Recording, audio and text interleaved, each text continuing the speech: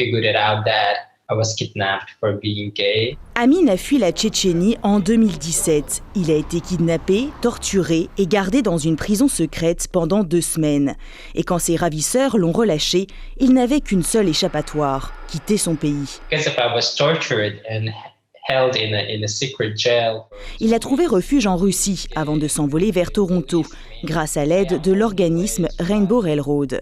En 2019, l'organisation a déménagé plus de 200 personnes LGBTQIA+, menacées vers des pays sûrs comme la France, l'Allemagne et le Canada. Mais depuis 1 an, ces déplacements ont été compliqués par la pandémie. On a déménagé plus de 70 personnes, mais on a aussi aidé les gens dans leur pays. Donc, ça a été du travail qu'on faisait avant, mais on a fait avancer ce travail à cause de COVID. Donc, on a aidé les gens en provisant de soutien financier.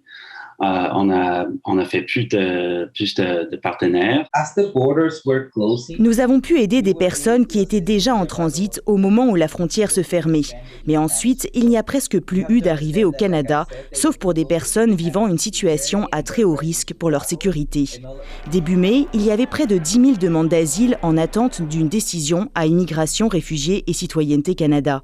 Du côté du ministère, on précise que les départs urgents sont restés prioritaires et que le gouvernement fédéral prend en charge les services d'hébergement, de quarantaine et de soutien temporaire à l'arrivée lorsque nécessaire. Les services en personne, comme les entretiens, reprennent toutefois peu à peu. Et avec la prochaine ouverture des frontières internationales, l'organisme Rainbow Railroad espère aider plus de 200 personnes en situation d'urgence cette année. Des gens qui, comme Amin, ont l'espoir de pouvoir enfin marcher la tête haute.